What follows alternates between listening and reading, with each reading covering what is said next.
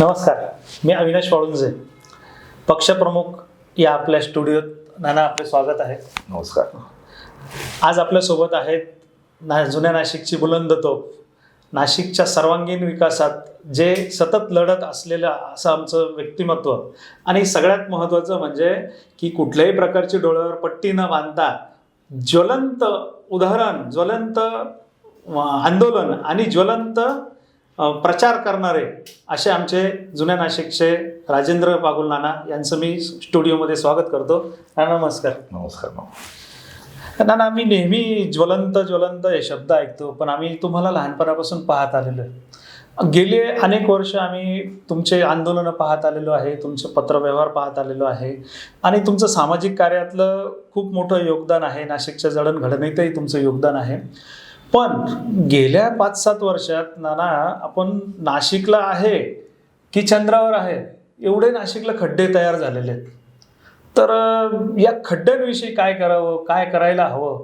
आणि कारण गेल्या अनेक दिवसात काही बळी गेलेत, 4-5 बळी गेलेत, आजही ज्वलंत किस्सा झालेला आहे. तर आता तुम्ही याच्यावर काहीतरी एक सामाजिक कार्यकर्ता म्हणून आम्हाला थोडंसं मार्गदर्शन करा. मार्गदर्शन काय करायचं? ज्यांनी करायला पाहिजे त्यांनी खड्डे करून ठेवले, आणि आपण काय करणार? पण एक निश्चित आहे का, तुम्ही जे म्हटला तसंच हा खड्ड्यांचा बालेकिल्ला झालेला आहे. कोणी काही जरी म्हटलं असेल, चंद्रावर किती खड्डे आहेत आपल्याला माहीत नाही, पण नाशिकला आता चंद्रावरचे खड्डे दाखवण्यापेक्षा मुलांना ते चंद्र दाखवण्याऐवजी या गावातले चंद्र आणि खड्डे दाखवायला हरकत नाही. कारण रस्ता सापडत नाही आहे आणि खड्डे मात्र चारही बाजूला दिसत आहेत. सिंहस्थाच्या नावाखाली हे जे रस्ते फोडले जात आहेत आणि ज्या काही गोष्टी केल्या जात आहेत, त्यातून ते सिंहस्थ आहे का हे खड्ड्यांचा कुंभमेळा या शहरात भरवत आहे, हे काही समजायला मार्ग नाही. आणि तशीच परिस्थिती आहे. तुम्ही जर आता कुंभमेळा कुठे भरतो? पंचवटीत भरतो, तपोवनात भरतो. तो एरिया सोडला तर तुम्ही गंगापूर पासून पाहिलात तर महापालिका क्षेत्रापासून म्हणजे चारी बाजूला असा एक कोपरा नाही आहे का जिथे तुम्ही रस्ता खोदलेला नाही. पण रस्ता कशासाठी खोदता? तुम्हाला कुंभमेळा कुठे करायचा आहे, तिथे काय करायचं आहे, नेमकं तुम्हाला काय करायचं आहे, तुमच्याकडे काय नियोजन आहे, तर हे नियोजन तुम्हाला सांगता येत नाही. रस्त्याची कामं करत असताना त्यांचं ड्रॉइंग नाही आहे, त्यांच्याकडे त्याचे एस्टिमेट नाही आहे, त्यांची प्राकलन नाही आहेत, ती काय दर्जाची आहे ती त्यांना समजायला मार्ग नाही. आणि रस्त्यावर जे कन्सल्टंट आहे त्या कन्सल्टंटनी त्यांच्या AC ऑफिसमध्ये बसून त्या डिझाईन्स केलेले आहेत. पण डिझाईन केले त्यांनी जागेवर ते स्पॉटवर आलेत का? तर नाही आलेत. कॉन्ट्रॅक्टरकडे सुद्धा त्या ठेकेदारांनी सब ठेकेदार नेमलेले आहेत आणि फक्त रस्ते फोडायचं काम चाललेलं आहे. पण रस्ते फोडत असताना जे नियोजन असतं का, मग रस्त्यासाठी दोन्ही बाजूला काही अंतर ठेवलं गेलं पाहिजे, त्याला फुटपाथ पाहिजे, त्या फुटपाथच्या जागेमध्ये खाली तुम्हाला ज्या सिव्हर लाईन असतील किंवा केबल लाईन्स असतील किंवा टेलिफोनच्या लाईन असतील, तुमच्या कॅमेऱ्याच्या लाईन असतील, या सर्व लाईन तुम्ही पहिले आखून त्याचं नियोजन करून त्या पद्धतीने केलं पाहिजे. यांनी रस्ते खोदून ठेवले. रस्ते खोदले म्हणजे काय केलं यांनी? काम केलं. ड्रेनेज लाईन टाकायची आहे, मग तुम्ही फक्त ओघळ्या करा आणि जिथे तुम्हाला जागा नसेल तिथे सरकवा. म्हणजे यांच्याकडे नकाशेच नाही आहे. कोणीतरी रस्ता खोद करण्याला ती काम दिलेलं आहे आणि तो वारेमाप तसा वाकडा तिकडा कसाही रस्ता, लाईन दोरीत नसलेला, ड्रॉइंग नसलेला, तो रस्ता खोदत चाललेला आहे. तो खोदलेला आहे, तो रस्ता परत बुजवलेला आहे आणि परत रस्ता पूर्ण झाल्यानंतर परत काही दिवसांनी केबल टाकण्यासाठी तो खोदला जातोय. त्याला ना सर्व्हिस काही चेंबर्स नाही आहेत का, परत त्याला खरं तर 30 फुटावर ते चेंबर्स पाहिजेत, पण ते केलेले नाही. चेंबर्स जे केलेले आहेत ड्रेनेजचे, ते अतिशय निकृष्ट दर्जाच्या मातीच्या विटांमध्ये केलेले आहे का, ते पाण्यामध्ये तर काय हवेमध्ये सुद्धा नीट राहू शकत नाही. आणि अगोदरच्या ज्या पाण्याच्या लाईन आहेत त्या पाण्याच्या लाईन डॅमेज केलेल्या आहेत, त्या न बुजवता किंवा न त्या दुरुस्त करता त्या तशाच प्रवाहित आहे आणि त्या बुजवल्या जात आहेत. म्हणजे आणि आता परत नवीन पाण्याच्या लाईन टाकल्या जात आहेत, त्याचे वॉल काढले जात आहेत, ती चोरी आहे मोठी. आणि इतकी अंधाधुंद का 24 तास पाणी देणारं हे सरकार आम्हाला सांगणारं, आज आम्हाला 2 तास पाणी मिळत नाही, अगदी 1 तासच, 1 तास पण नाही. आणि त्याच्यामुळे, आणि ते पण अपुरं आहे. तर आता कुंभमेळा येणार आहे, तुम्ही सांगताय आम्हाला का, आणि फुगवलेले हे आकडे की फुगवलेले आकडे याच्यासाठी का 5-50 लाख रुपये येतील, पहिल्यांदा म्हणायचे, नंतर 2 कोटी येतील, नंतर 5 कोटी येतील, आता म्हणता 15 कोटी 15 येतील. कोटीच्या हे आसपास. कशासाठी भोगवत आहे? फक्त हे एस्टिमेट वाढवण्यासाठी, एक गरज निर्माण करून त्याच्या पोटी हे जे असं भंपक वातावरण तयार करून हे वाढवायचं जे कार्यक्रम झाले, मग त्याच्या हे कचऱ्याच्या बाबतीत असतील, इतर नियोजन असतील, किंवा जी काही लोक भरायची आहेत त्याचे आकडे भरमसाठ वाढलेले, आणि त्याच्या पोटी हे जो 45,000 कोटी रुपये हे खर्च करायचे ही इतकी घाई झालेली का त्यामुळे या नाशिकचा सत्यानाश आणि विध्वंस केलेला आहे. सर्व गाव तोडलेले. तुम्हाला उदाहरण म्हणून सांगतो, हा फ्रॉड कसा आहे का शिरस्ताच्या आणि कुंभमेळ्याच्या नावाखाली सारडा सर्कलवर त्यांनी 32 टपऱ्या उचलल्या, बरोबर, आणि 32 टपऱ्यांच्या आडून त्यांनी 2 प्लॉट रिकामे करून दिले. म्हणजे याच्यामध्ये सर्व समावेशकताच आहे. आता सारडा सर्कलला काही कुंभमेळा भरणार नाही, तिथे कोणता आखाडा उतरणार नाहीये, काही गरज नाही. पण तिथे तुम्ही हा विषय केला, हा गंभीर विषय आहे. आणि कशासाठी करताय? कुंभमेळ्याच्या नावाने तुम्ही करताय मुस्लिम एरियामध्ये. हो, म्हणजे तुम्ही 2-3 मेसेज तिथे देतायत. एक तर त्याला कलर देतायत भगवा आणि का हिरवा, लोकांमध्ये दहशत पण निर्माण करताय, आणि त्या दहशतीच्या नावाखाली कुठेतरी जागा रिकामा करून देण्याचा उद्योग चाललेला आहे का काय, असं पण वाटायला लागलेलं आहे. आणि त्याला कुंभमेळ्याचं नाव का जोडताय? त्याच्यासाठी तुम्ही आता बघितलं द्वारकाला सुद्धा जे चाललेलं आहे, कशासाठी करताय? 8-8, 10-10 पद, आणि इतक्या कमी वेळेत तो होणार आहे का? शक्यच नाही.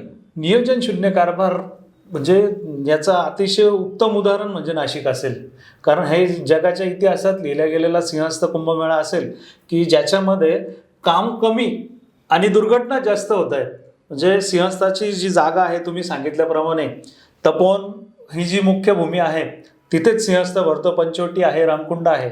त्या एरियातलं जे काही जुने अतिशय जुने वाडे आहेत, जुन्या टपऱ्या आहेत, त्याही रोजगारावर गदा आलेली आहे. आणि सगळ्यात महत्त्वाचं हे जे खोदून ठेवलेलं आहे ना, गेल्या काही दिवसात जो पाऊस झाला तो अतिशय तुरळक होता, असा म्हणावा असा जोरदार पण नव्हता.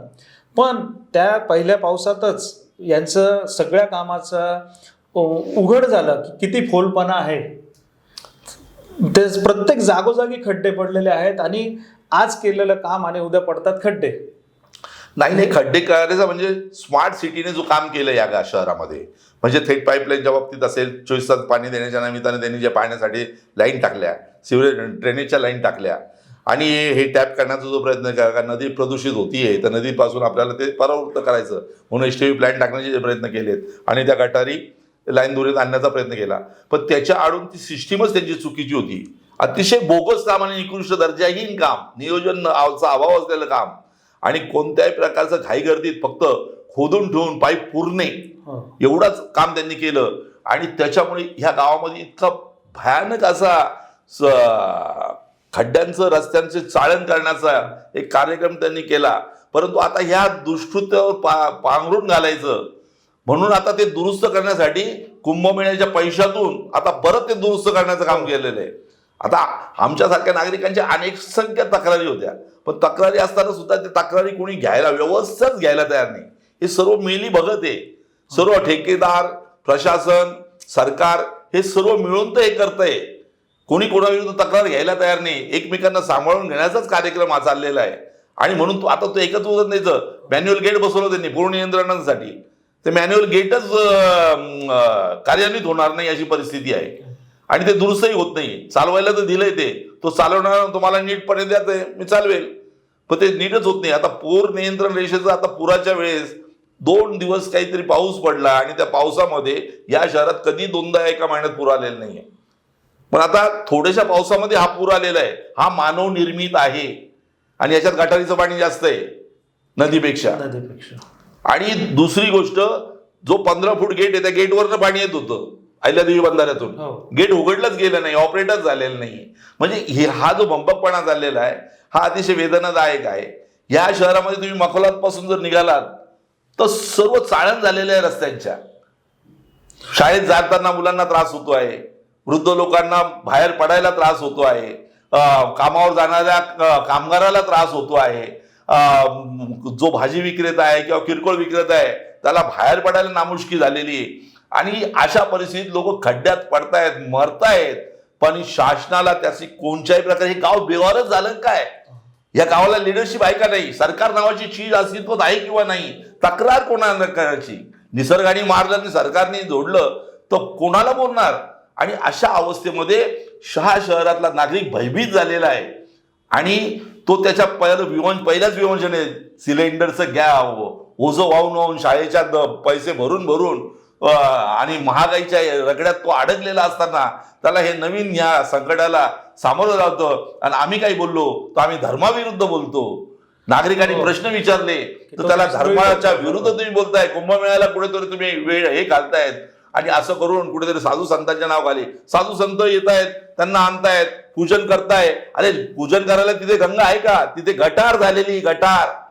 तुम्ही त्या गंगेचं गटारीकरण केलेलं आहे आणि म्हणून या शहरातला नागरिक अतिशय त्याच्या भावना तीव्र आहे आणि म्हणून तो सरकार विरुद्ध त्याचे मोठे आक्षेप आहेत. आणि गेल्या 9 वर्षांपूर्वी आपलं नाशिक दत्तक घेणारे दत्तक पिता होते. त्यांनी गेल्या 9 वर्षात कुठल्याही प्रकारे आपल्याकडे नाशिकमध्ये जशी सुविधा द्यायला हवी की ज्या बेसिक सुविधा असतात त्या सुद्धा आपण पूर्ण करू शकलो नाही. मग इथे शासनाचाही कुठे दोष आहे का? शासनाचाच दोष आहे. शासनाने हे अधिकारी कोण आहेत? हे शासनाचेच आहेत या शहरामध्ये. आणि दुसरी गोष्ट आहे, कसला तुम्ही सिंहस्थ करता हो? सोंग सोंग ढोंग ढोंग हे सर्व आहे. हा सर्व काय भंपगिरी. सिंहस्थाच्या नावाखाली तुम्ही या गावाच्या सर्व सुविधा बंद केलेल्या आहे. या शहरातले जे रोजमर्रा जिंदगीचे तुम्ही मला 2 तास पाणी देऊ शकत नाही. तुम्ही मला हे शहर हागणदारी मुक्त झालेलं नाहीये. तुम्ही 15 कोटी लोक येणार, 10 कोटी लोक येणार, त्यांचे कुठे शौचालयाची, कुठे त्यांना पाणी, कुठे त्यांना राहण्याची व्यवस्था, कुठे त्यांना जेवणाची व्यवस्था तुम्ही नाही करू शकत. हा जो यापूर्वीचा सिंहस्थ आलं, किती पैसे खर्च आले? 2017 कोटी रुपये फक्त. असं 45,000 कोटी खर्च करतायत. किती तफावत आहे. तुम्ही 300 कोटीचे कॅमेरे लावतायत. कुठे लावणार आहेत? कोणाला टॅप करायचं आहे तुम्हाला त्या कॅमेऱ्यातून? हा जो प्रश्न. आणि आयुक्त खुलेआमपणे सांगतायत का 1,000 कॅमेरेच गायब आहेत. मग FIR का नोंदवले जात नाही? गुन्हे का नोंदवले जात नाही? यांना सर्वांवर गुन्हे दाखल केले पाहिजे. इव्हन स्मार्ट सिटीच्या कामाची चौकशीच झाली पाहिजे. ते गुन्हेच दाखल झाले पाहिजे. या अधिकाऱ्यांनी जी गंगामाची जी दूषित केलेली, प्रदूषित केलेली आहे, जी बुजवलेली आहे, जे प्लॉट केलेले, त्याच्यावर राहिलेल्या इमारती आहे, गंगा पात्रामध्ये ड्रेनेजचे चेंबर्स उभे केलेले आहेत आणि त्याच्यामध्ये जे मलमूत्र सोडले गेलेले आहे, यांच्यावर गुन्हे दाखल झाले पाहिजे. प्रदूषणाचे, पर्यावरणाचे पण, जलसंधारणाचे पण, या सर्व यांना परवानग्या कोणी दिल्या नदी पात्रात बांधकाम करण्याच्या? आज आज्या 350 वर्षापूर्वीचा इतिहास असलेल्या अहिल्यादेवीचे घाट का जिने असे धर्माच्या नावाखाली स्वतःच्या पैशातून ज्यांनी घाट उभे केले आणि हा माझा धर्म सांभाळला, धर्माचं तिने जे हे केलं ते तुम्ही आज मोडून तोडून टाकताय. अहिल्यादेवीने बांधलेले जे नितळ, अतिशय छान असलेले नितळ असलेल्या दगडाचे घाट तोडून तुम्ही सिमेंट टाकले, ते का सिमेंट कॉन्क्रीटचे निस्ते त्या चौकटी बसवून आज कुठेतरी ते बेढप करतायत. म्हणजे बेगडी जो सौंदर्य आहे ते तुम्ही प्रस्थापित करण्याच्या नादामध्ये माझ्या या शहराचा जो सामाजिक, जो धार्मिक, जो आत्मा होता तो कुठेतरी झुरवताय, तो तोडताय, उद्ध्वस्त करताय. हे आम्हाला नाशिककरांना सहन होत नाही. ना ही जी तुमची तळमळ आहे ही आपण जी मांडलेली आहे आमच्या समोर, तर मी नाशिककरांना एक आवाहन करेन की खरंच तुम्ही जर जिवंत असाल तर नक्कीच तुमचा जिवंतपणा दाखवा. काहीतरी प्रकारे, कुठल्या तरी प्रकारे आंदोलन करा, यांना जाब विचारा आणि प्रशासनाला जाब विचारायचा आपल्याला जो अधिकार आहे ना तो आपण 100% आपण पूर्ण करूया. नाना, आपली चर्चा ही अखंड अशीच चालू राहील. या आजच्या पुरता आपण विराम घेऊया. आपण स्टुडिओमध्ये आलात, आपले मनपूर्वक आभार. धन्यवाद. नमस्कार.